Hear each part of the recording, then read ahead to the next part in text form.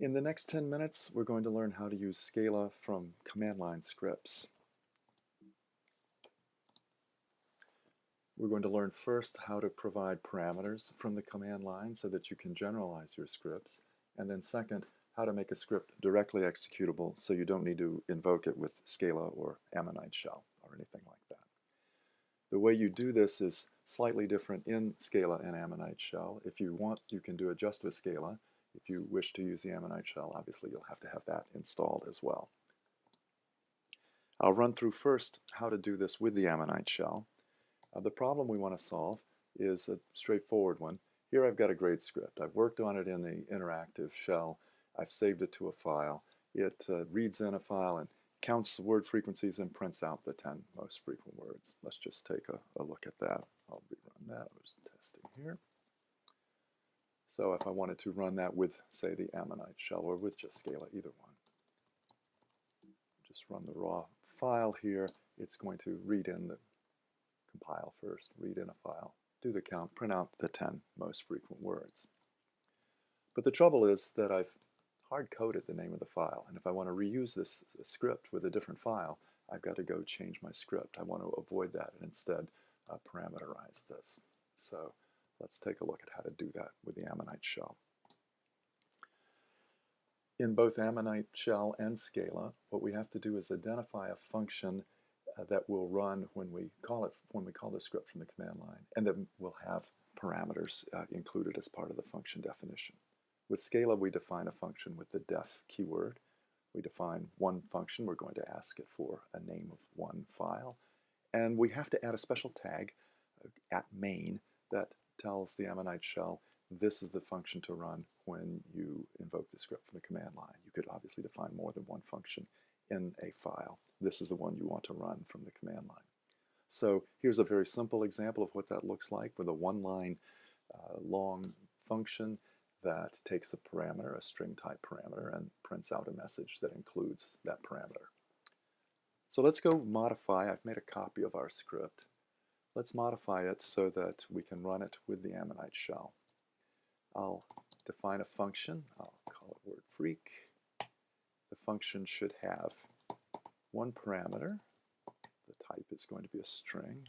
I'll name that parameter file name. And I want to include all of my previous nicely working lines of code inside that function.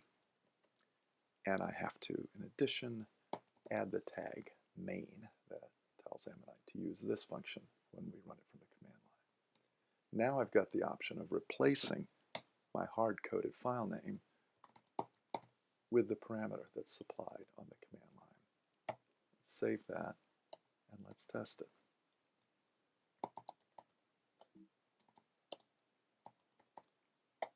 This time, instead of just running the script, I have to provide that additional piece of information. What's the file name parameter you asked for? It's compiling away, and eventually it should come up with the same result we had before. But now the difference is I can run this on any file I like. I could run it on the source code of my script, for example, and find out that the word val is the most common, or so is w. In any case, now I've got a generalized script, and I've reached my goal with the Ammonite shell. I could also make the script directly executable so that I don't need to use the M program or Scala M program to run it. There are two steps to that. We first have to make sure that in the bash shell we give it executable permission. So changing the mode to add executable to that file looks like that in bash.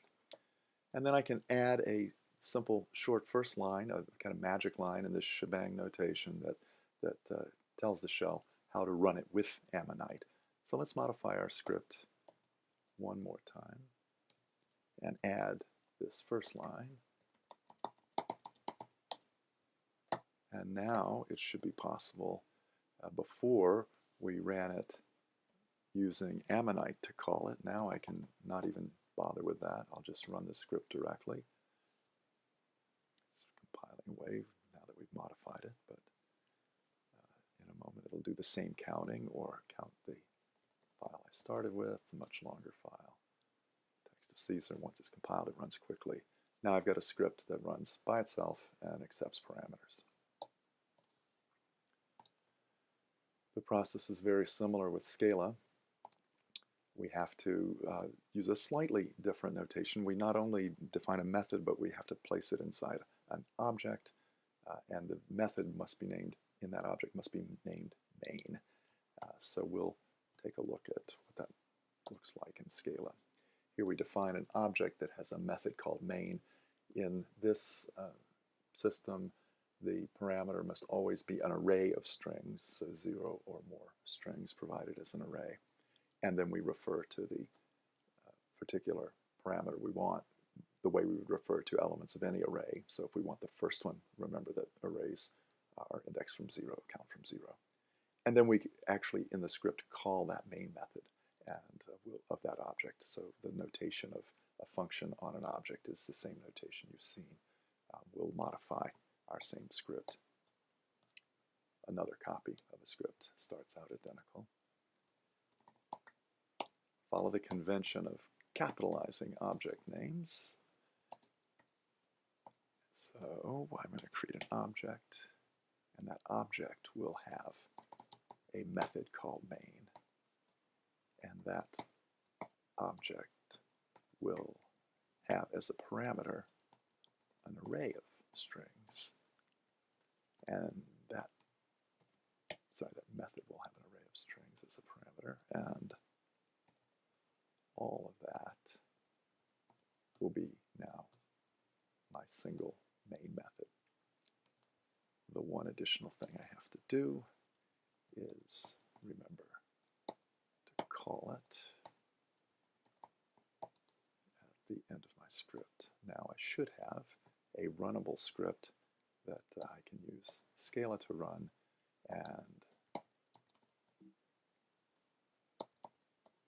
can provide a parameter to. Wait, not yet, hold on, I forgot to make this change. Yes, here we go.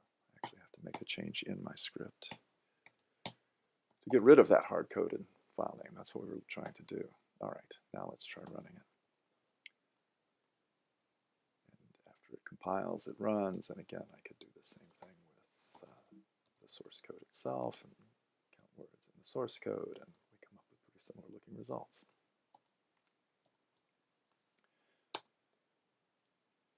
In Scala, it's a little more complex to make it directly executable. This three-liner, as the first 3 lines of your file, will do it. If you're interested in what all of that syntax means, Google will help you out with that. But we're just essentially telling the shell how to run this script with Scala. So we'll add those 3 lines to our script as the first 3 lines.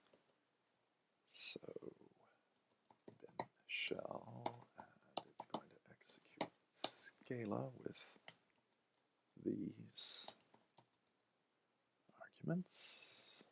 There we go, and this will close it up.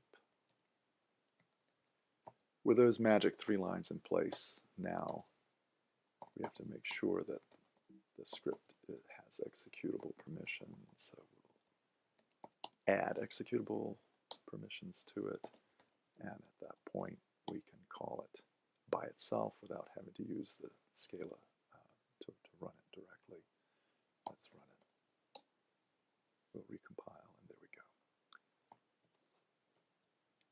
So we've made scripts generalizable with command line parameters. We've made them directly executable. If you were to put one of those scripts that's directly executable in a directory that your bash shell automatically looks for, you could just run it from anywhere, and you're always ready to make use of something very general that you've put together. So 10 minutes and you're running your Scala script.